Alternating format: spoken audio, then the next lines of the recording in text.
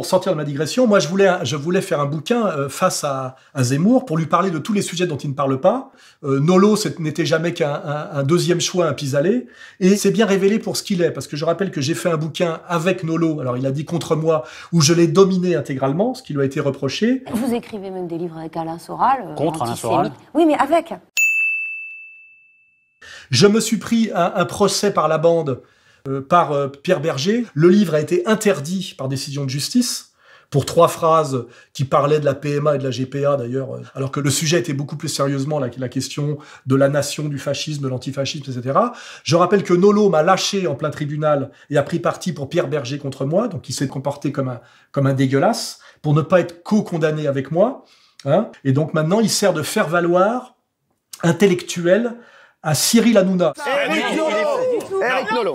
Je veux dire, il y a quand même quelque chose qui me dérange beaucoup, ça sera ma dernière intervention, c'est que j'ai l'impression que s'agissant de Yann Moix, on ne veut pas la justice, mais on veut la vengeance contre lui. Et là, Cyril Hanouna, on est toujours dans le même problème. Problème Zemmour, problème...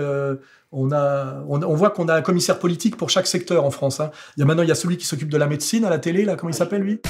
Mercredi soir, le docteur Michel Simès et son assistante Géniane Walker auscultent les personnalités. À 20 ans, il n'y avait rien ? À 20 ans, il y avait rien. Pas de poil plus bien. Simès, qui était pourtant un mâle blanc de plus de 50 ans, mais lui, au lieu de sauter, il a été promu.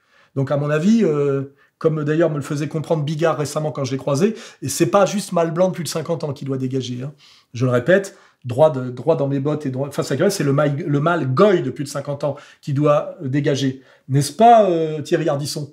Vous avez été viré, vous êtes parti. Écoutez, on m'a proposé la moitié de ce que j'avais. Donc c'est me virer. Parce que quand vous avez une certaine somme pour faire une émission, on vous dit l'année prochaine tu auras la moitié.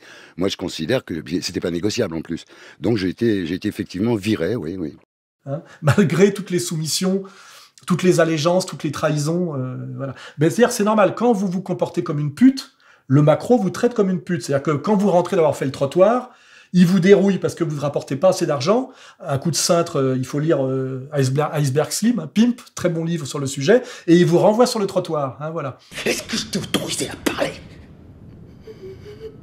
Quand je te dis d'aller vendre ton cul, ton pays, t'aimes pas bosser sous la pluie ?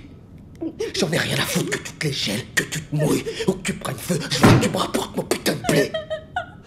Et ça, c'est le côté dégueulasse de l'époque. Cette communauté qui nous dirige ne met en place que des retournés, des traîtres, des ventres mous, des bouffons. Et ça détruit les élites françaises et ça provoque des anti-élites. Et c'est ça le vrai problème de fond sur le plan culturel. Et Nolo incarne parfaitement ça.